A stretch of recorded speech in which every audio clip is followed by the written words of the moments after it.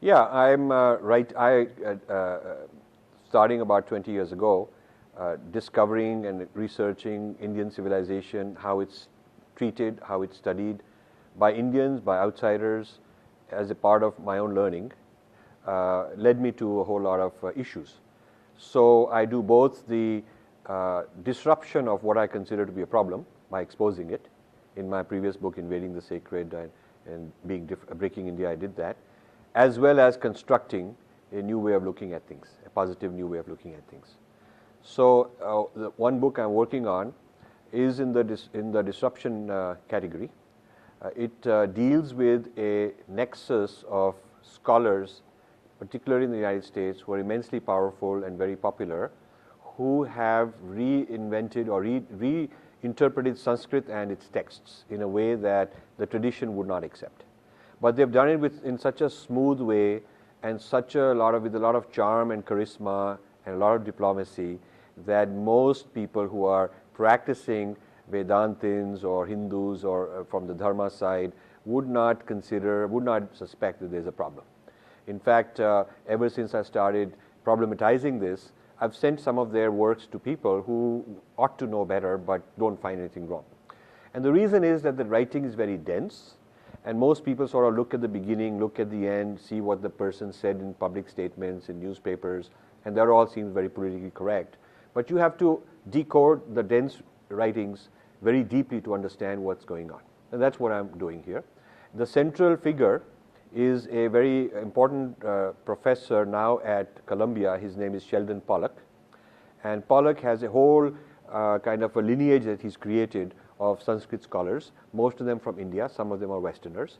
And the idea is for him to train these people into his way of thinking, send them back to India, then they become authors, they become scholars, they become intellectuals, and they spread that knowledge. And this is how a whole army of thinkers along his wavelength are created. A prominent example being Ananya Vajpayee, who writes for The Hindu and who very radically anti-Modi, radically anti-Hindu, a champion of Kashmir separatists and things of that sort. She's a product of Sheldon Pollock. Went and got her PhD under him and learned to think the way he thinks. So all these scholars are given, when they're brought from India, they're already sort of radicalized. They are leftist kind of people. They're brought from places like JNU, and they are angry, but they don't have the skills of Sanskrit. So traditionally, the Indian left did not know Sanskrit. Ramila Thapar, Irfan Habib, these sort of people did not know Sanskrit. So they were always at a handicap that they're criticizing something, and people could say, well, you don't really understand it. So that's where Sheldon Pollock comes in. He supplies them with the knowledge or enough knowledge to be able to debunk it. But his strategy is to be exceedingly politically correct and not say things that are very easy to pick up. So I'll give you some examples. He takes the view that Sanskrit is inherently a hegemonic language which has a lot of oppressiveness built into it, and he quotes from ancient sources: oppression against Dalits, oppression against women, oppression against minorities. That is his core thesis, that it is a language of abuse, and we should popularize Sanskrit. He's considered the champion of Sanskrit revival today, but his idea of reviving Sanskrit is to bring in new kinds of people who will give this point of view and kind of take over Sanskrit studies from another angle. He also believes that Ramayana was very obscure, and there was no Ram cult until Hindu kings needed to unify against the Muslims.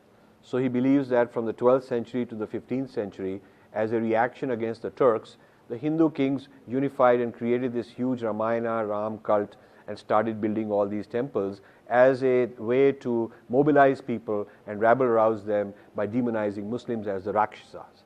So the king became like Ram and the noble person. The enemy was the Muslim, the Rakshasa, Ravan, who had to be defeated. And he feels that that is the primary role that Ramayana has played for the past almost 1,000 years. And therefore, this whole Ayodhya issue has to be seen in the light of Ramayana being a weapon against Muslims from hundreds of years ago. So that's his idea of Ramayana, and he's very well known for his critical edition of Ramayana that he has authored and he has translated. He also believes in the Aryan-Dravidian divide. Without looking at the data without establishing his case that there is a foreign Aryan, for Aryans and Sanskrit and all these things were imported by foreign people from somewhere. Without establishing the case, he just assumes the conclusion. And so these are a few examples of a lot of things that he has written. Another example is he has correlated what he considers to be oppression built into Sanskrit literature. He's correlated that with Nazis. And he says that the Germans were studying Sanskrit and that is what led them to the Holocaust against the Jews. So it's a pretty tough, pretty intense allegation to make. Now, what made me interested in Pollock and his group of thinkers is that, first of all, I found that Narayan Murthy gave him millions of dollars to be the editor in charge of translating ancient Indian texts into modern vernacular, modern English. And I was surprised that now Narayan Murthy is an expert on IT, and if he were to give money for some IT, I could believe he's an expert, knows how to do it. But he's not an expert on these things, and I doubt that he consulted an expert who could evaluate this and do the due diligence required before making such a decision. But it was prestigious because Sheldon Pollock is linked with, he's at Columbia, he was at University of Chicago, he's linked with Harvard University, the whole series is being developed jointly under his guidance. So given the prestige associated, a lot of our billionaires are sucked into the glamour and the limelight and the elitism that comes with, hey, I'm known in Harvard now, I'm known in Columbia now, that sort of a thing. So this is sort of the Indian billionaire syndrome. Maybe it's maybe deep down they have an inferiority complex. They want to sort of establish they're not any worse off than the white people because they have the money and they can spend the money. But it's not being done wisely. Of course, he has the right to do it. I'm not saying I have a right to stop him or anything. I'm not in a position to do that. But I have a right to criticize. I have a right to my opinion, and that's all I'm giving. Then I found that a number of others, India gave him Padam Shri and awarded him as sort of Sanskrit Scholar of the Year, because he has a good, solid number of powerful people that he has taught and sent them back, and then they are his army who do all this political stuff on his behalf. I've had a recent conversation about a month ago with him. He came over to Princeton where I live, and we had a nice chat for a few hours, and I told him very clearly there's nothing personal against him. It is just that his scholarship has some issues, and nobody has taken up his scholarship or that of his whole school of thought and analyzed it from an outside point of view, particularly from a Hindu point of view. The only people who've commented are his own students, who always kind of praise him like he's a god or something, that he's sort of the ultimate authority on Sanskrit. So I feel that, and another thing is very interesting, he constantly criticizes Indians' attempts to revive Sanskrit. So he doesn't want it as a spoken language because he's not himself articulate in terms of speaking it. He wants it as a language that scholars like him can study from outside the tradition. And he's not even interested in the practicing aspect of Sanskrit, where the Sanskrit is mantra, the Sanskrit is used for meditation purposes. He wants to use it as a lens to analyze India's social oppression, social class structure, and politics. So for him, Sanskrit, rather than being a spiritual language, which is how the tradition sees it, is a language that you can use to figure out what's wrong with these people. So that's where he's coming from. And I have a lot of respect for the hard work he's put in. He's put in a lot of hard work, but there are some blatant errors, serious mistakes in what he's saying, which I'll point out in my book. And so that's my next project. So I should clarify, his problem is not with Sanskrit as a language, but with the text written in Sanskrit. So it is the Vedic text, the Upanishadic text, the Valmiki Ramayana. It is all of the texts written in Sanskrit which are the issue that he has, not that the language itself. As far as the language itself is concerned, the only problem I see in his approach is he does not want the spoken Sanskrit, which is how our tradition has always been taught. In fact, before it was written down, it was an oral tradition entirely. He's not favoring the oral tradition, spoken Sanskrit approach, but the literate written approach. And the analysis of what words mean and what is the intention of this phrase or that shloka is largely coming from a Western point of view. So he's bringing Western, what they call Western hermeneutics, which is the theory of interpretation. And hermeneutics were developed in order to interpret the Bible, and so it has a Judeo-Christian origin. And then it was secularized to become more general. But it has that sort of a DNA. The basic core ideas are the way Westerners would look at things. So he's looking at the Indian tradition from a non-traditional lens. So in a sense, you could say it is a colonization. That is how Indology started in Britain. It was in the pretext of, we love your culture, we want to take all your original texts to England and Oxford, and we are going to study them. And Indians were very impressed. The Rajas were giving them all these texts to take them to England.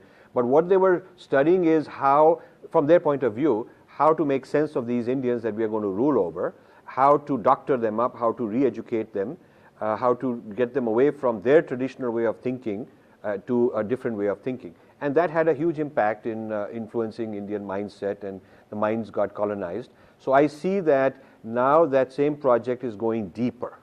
The previous project was to get them away from Sanskrit, anglicize them. That was the Macaulay project. And now it is let them understand Sanskrit, but seen through our point of view. And also the leaders with the adhikar. They are criticizing Brahmins having adhikar, but Pollock now has the adhikar. They're criticizing Brahmins having the power, but Columbia University, with millions of dollars that Indians are giving him, has huge power. I mean, they're controlling the journals, the conferences, who gets the PhDs, who is legitimate. His students get to write in prestigious journals, prestigious New York Times, Washington Post, the Council on Foreign Relations. Because of their clout, they're able to position their ideologies and their spin. So, for instance, the latest issue of Foreign Affairs, which is a leading international relations journal in the United States, read very widely, the latest edition that just came out a couple of days ago, right at the time of coinciding with Modi's visit, has a very anti-Modi, anti-Hindu article by a Sheldon Pollock student. So this is how power is being asserted. Well, that's the subject of a lot of my writings, a huge writing. I'm doing one more book, which is my own interpretation of these texts, but in line with the tradition. So I feel that these ancient traditions, our traditions can be separated as Shruti and Smriti. Shruti being that which is eternal, and Smriti being that which is man-made, constructed, interpretations, and so on. And these interpretations are supposed to be redone every era, every time, place, and context, so we are not frozen in time. Like in the Abrahamic traditions, they have frozen books. The book is permanent, it's closed, it cannot be, you cannot update it. But in our case, the Shrutis are permanent, but the Smritis, which is what most of our texts are supposed to be updated. So all our social codes, whatever is wrong with society, we are supposed to update it, and there are plenty of things wrong with society. We are supposed to update those with minorities, women, caste, whatever. These are things that we have to revisit and update from time to time, and it is not a violation of any code that says you can't change these. We're allowed to change them. So the first point I want to emphasize is the reinterpretive nature of our texts is a very important thing. Yeah? But these reinterpretations have always been done from within the Indian system. The Indians have been very debate-oriented, very kind of argumentative, reform-oriented. We've had debates with Buddhists, we've had with the Bhakti movement, we've had so many kinds of movements that did not require a colonial power to come in with a danda and say, okay, you do it our way.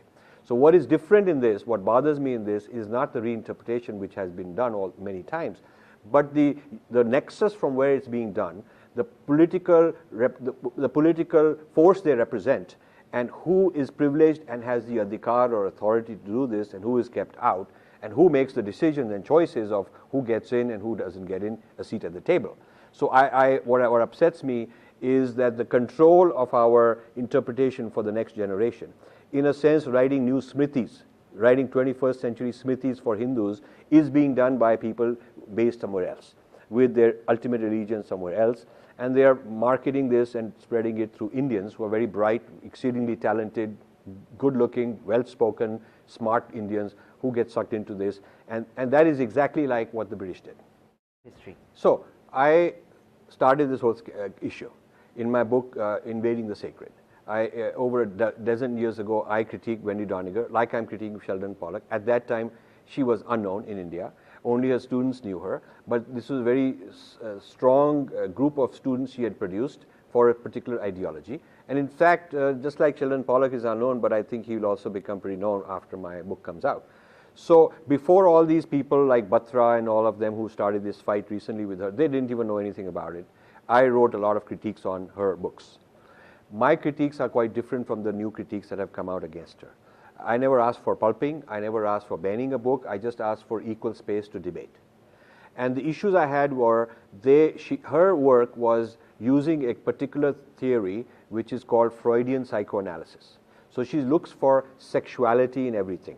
So Ganesh's trunk symbolizes a limp phallus, so which means that Indians are worshipping a limp phallus. That is her theory. Krishna, because he stands this way, his hip sticking out shows it's a homosexual move on his part. So he is gay. When Sri Ramakrishna invites Vivekananda, who was a young boy at the time, come sit on my lap, which is something Indian man would do in Indian culture. It is not anything which has homosexual or sexual connotations. It shows that is the one evidence of all the texts that they could find to say that Vivekananda was sexually abused by Ramakrishna. Gita is a dishonest book. It promotes genocide, God's genocide. So these are a few of the things that I have to tell you, which I picked out from the works of herself and her students, along with many errors blatant errors in the way Sanskrit texts were being translated. And the whole idea of the goddess being sort of an oversexed, all these are quotes from her and her students' writings, an oversexed woman hungry for sexual power. So it's when I critique this, that this is not how the tradition sees itself, and a religion is basically, the purpose of religion is for those who believe it and practice it, and it should be studied out of respect for how they're seeing it. So you can criticize how they're seeing it, but you cannot impose another view of how you're seeing it just because you're an outsider. So this business of oppressing the practitioner's view and superimposing what I think is a colonizer's view, training a huge army of what I call Indian intellectual sepoys, sort of like the British sepoys. They are Indian intellectual sepoys who go around getting book awards. They're famous because they're very slick in speaking English. They come to literary festivals, and there's nobody invited to oppose them. No, Doniger and her friends gone to all these prestigious literary festivals. No opposing voice ever invited to say, okay, here is what's wrong with them. So they are put up on a pedestal like some Gora Sahibs of the past and turned into like the new gods and goddesses. That is an issue for me. Now, the Freudian psychoanalysis as a theory has been discredited by the Westerners themselves. It is no longer in vogue in the West as a theory to analyze, Bill Clinton, or to analyze some, what is wrong with Obama or something. People aren't using Freudian psychoanalysis to analyze Western personalities. But this training that she has received and other people received in Freudian psychoanalysis, it was fair game to apply it on Hindu icons, symbols, gurus, texts, or festivals, holidays, all of that seen through a sexuality. Now, Hinduism is nothing unsexual or anti-sexual about it. It's not that we are afraid of sex. It is not that sex is a bad thing according to us. It is not. I mean, we have plenty of that in our texts. But let's not distort things which have a certain purpose just to fit a theory of somebody who can then become very popular and become very pioneering and say that I'm the originator of this theory, so I'm very powerful. Just to make certain scholars feel very powerful over us and feel like they are the ones who control our discourse, for them to come up with this new innovation interpretation and exclude the traditional voice completely from a seat at the table, I thought was wrong. So I took it upon myself about a decade ago to start writing a whole lot of blogs on the internet. The first one I called it Wendy's Child Syndrome. So I consider those people to be Wendy's children, that they are her offspring, like there's Macaulay's children. So I created that phrase, Wendy's Child Syndrome, and that caught on. And I wrote essays on Wendy's issue, the problematizing her, and then student number 1, number 2, number 3, number 4, all of these kind of people. And so this became a very big movement, and there were people who wanted to ban and take legal action against them, and I never believed in any of that. I just thought that if there is a discourse you don't like, then you write your own discourse against it. And a literary festival ought to invite both people and discuss it. But they wouldn't invite voices like me. So the book, Invading the Sacred, became a very big seller. It was published by Rupa. It had this whole Wendy Doniger critique by me and my debates. There was a front page article in the Washington Post on my debates with Wendy Doniger, and an article also in another page in the New York Times. And University of Chicago Magazine, which is where Wendy Doniger is a big shot, itself interviewed me. They wrote actually a balanced article on what is her point of view and what is my opposing point of view. Yeah? And so this started a new discussion within the academy, and Freudian psychoanalysis of Hinduism lost the power and the glamour it used to have because of this intervention. Students are no longer going and getting their doctorates on was the goddess menstruating or not. This kind of a stupid thing was going on. This is what was how the Hinduism was being deconstructed in the name of being very liberal and very fashionable. This is how it was happening. Yeah. So that kind of a very blatant Freudian psychoanalysis of Hindu thought and symbols and all that has stopped. So this was the end of that chapter in my life, and I moved on to writing other books, like you mentioned, Breaking India and Being Different and Indra's Net, and now I'm writing other books. So as far as Wendy Doniger's side is concerned, many, many years ago, I just closed that chapter and moved on. But then something happened which I had nothing to do with, which is one of her new books arrived in India, and meanwhile, I had popularized among the Hindu diaspora and Hindus in this country that there is a problem like this. So that thing was ticking on its own, and so some people that I had nothing to do with decided to take up this issue against her. Now, as far as my idea, so I've told you my views on Wendy. Now my views on this new scandal and this new fight that erupted is as follows. If there is a law that allows banning books that hurt a community's sentiments, and this law has been used to ban Da Vinci Code because Christians were offended, and this law has been used to ban Salman Rushdie's book because Muslims were offended, then Hindus also have a right to use the same law. Now, personally, I would rather not have such a law. Personally, I would say people should have the right to offend others. I should have a right to piss you off, as long as I'm doing it factually, as long as I'm doing it, I can authenticate how I'm doing it, as long as I'm not muzzling you and stopping you from a rejoinder, as long as I'm giving a talk and inviting you to come and be on the panel and criticize me and having a debate. And I've always done that. I've always invited people like Wendy Doniger, and the invitation is still open now, to come and be on a panel, and we'll talk about it.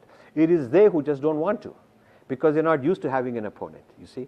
So I'm for free speech, I'm for open discussion and debates and arguments, and I'm for the right to criticize others even if they're hurt, as long as I can authenticate my position. So if I say Bill Clinton had an affair with Monica Lewinsky, the point is that if I can authenticate that, it doesn't matter if he's hurt or not. You see, but if I were to make up something, that would be a problem. So the communities have to become mature in this age of internet and open speech, that others are going to criticize you, and then you better have enough good scholars who can respond. So that's what I did for Hinduism. When Wendy Doniger was doing this Freudian psychoanalysis, I was a one-man intellectual force trying to counter it. So I would like more Hindus to be like me, join me, and we can produce more intellectual content against it. Now, banning the book is not my style, but as I said, a person has a right to use the law to ban a book if such a law is available, and if such a law is being used by other religions. So it should not be one way. And if the sentiments of a community are not to be hurt, then the same thing also should be benefiting Hindus. So that's how my position is. I believe that Ramayana is a sort of a template which has been adapted for many purposes in many parts of the world. I used to have a business in Indonesia and Bali. I used to visit a lot, and they have their own idea of Ramayana. And in fact, there's a monkey forest in Bali, and they say that these are Hanuman's descendants in Bali. So you ask them, how did they get here? And they will say, well, when Hanuman was carrying the mountain, maybe lost, his GPS wasn't very accurate, he took a long tour, and he flew over that part of the world, and some mountains dropped and became Bali, and some of those monkeys are there. So it's a very nice story. And also in Thailand, there's a town called Ayodhya, and they feel that's Ram's Ayodhya. So people have localized a global template with their own local version and adaptation for their own purposes. That is part of the beauty of Ramayana. There is a Ramayana you'll find in Mongolia, you'll find Ramayana in most parts of Asia, some version of Ramayana. So I don't think that the general concept of many Ramayans is a problem. I don't consider that to be a problem. I do consider it to be a problem if they then take it further and say the whole thing is therefore a myth, that it never makes any sense, all these people just made it up. Because you don't have people with so many languages, ethnicities separated by thousands of miles just making up something where the same narrative sort of repeats itself. It just doesn't happen. So to me, there is a reality and a truth to the narrative of Ramayana, what we call itihas. I do not like to translate itihas as myth, because then myth means it's just a bunch of false stuff, like Star Wars or some kind of modern fiction. I don't think it's that way. And at the same time, I don't take the other view and say that this itihas cannot be localized. So there is a modern term that marketing people have called glocalization, which means global localization. So like McDonald's says there's one McDonald's, but in China they sell chow mein, and in India they sell paneer tikka or whatever they sell, and in France they sell wine in their McDonald's. So that is the localization of a global brand. And Coca-Cola does that, and everybody does that. So Ramayana is a global meta-narrative that got localized in many places, which I think is a success for Ramayana, not a weakness. And therefore, I see this idea of many Ramayans as a positive thing. And I don't agree with the critics who feel that, therefore, this is something wrong that they are doing to us. We must know how to take this idea of multiple Ramayanas, many Ramayanas, and turn it into a positive quality. Because we don't have many Bibles. We don't have many Qurans. You cannot localize the Quran. You cannot even say that instead of pointing at the Kaaba, I'm going to point at my local mosque. So you cannot. So the fact that many of the other traditions have a standard canon, and this canon is sort of one absolute thing, and people cannot adapt it, and we allow the Ramayana to be locally adaptable, is a positive thing. And that is why I think it spread and continues to be in the hearts of people all over Asia. Yes, I agree with that. I agree fully with that not only Bengal but most of India had a lot of feminine energy and a lot of feminine spirituality. Every village I've been to like Nagapattinam when they had the tsunami. I had a project there, I lived there for a while with the fishermen. And most of these villages got a Devi temple. They have a goddess temple of their own. So this deeply rooted feminine culture with Tantra, with the forms of the goddess and so on, has been part of Hinduism for a very, very long time. It did not fit the Victorian, Elizabethan sensitivities, and so a lot of people, starting with Ram Mohan Roy, he's the culprit. I don't call him Raja. I think they appointed him Raja. He is no Raja. As far as I'm concerned, he's a bad guy because he's the guy who sold out. And in the name of reforming Hinduism, he's actually anglicizing it and Christianizing it and sort of quote unquote cleaning it up. Yeah. So there were several victims of this. The whole Tantra movement went underground. And this business of monism, abstract Vedanta and all that was boosted because it could fit in more with the European sensibilities. Max Miller translated so many of the what he selected as the great works, but not Patanjali's Yoga Sutra. Thank God, because it didn't get distorted that way. So there was no Western mapping into their categories of Yoga Sutra of Patanjali, because it has to do with the body. And in Christianity, the body is suspect. The body is suspect because that's evil, it's sinful, particularly Eve, who does all this mischief to Adam. So the woman is suspect, there's something wrong with her. So Christianity has had these kind of discomfort with the body, with sexuality and with women, and this mindset was superimposed, and Indians unfortunately allowed it, like you download an app and it becomes the way you operate. So Indians from Ramon Roy onwards started downloading this app of a kind of a pseudo-Christian, way of thinking, and brought that that influence into Hinduism. And Tantra suffered. A lot of these kind of things suffered. Yoga was on the margins. It had to be revived later. Another thing that was a victim is people call the criminal tribes. The concept of tribe is a racist concept. I do not like it when they say tribal belt and whatnot. They are jatis. In our system, they are jatis. They are communities. Jati just means community. So the Thug were demonized by the British because the Thug jatis were not in favor of their jungles being cut down for the railways and whatnot. They would kind of go and sabotage, and they were like that. Yeah, so they were demonized as sort of evil people. They're Kali worshippers. They're drinking blood. All kinds of books were written during the British era to demonize the Thugs, and people would send back reports on all the atrocities committed by the Thugs so that they could be turned into criminals and exterminated. So the extermination of Thugs and about 80-some criminal tribes, so-called criminal tribes, was a Holocaust, which should be considered a genocide that the British did. And unfortunately, we Indians have adopted the word Thug.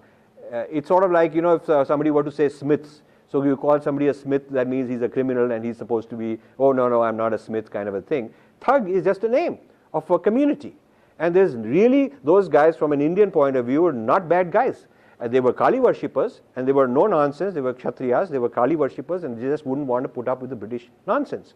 And so we Indians are colonized when we use this kind of language.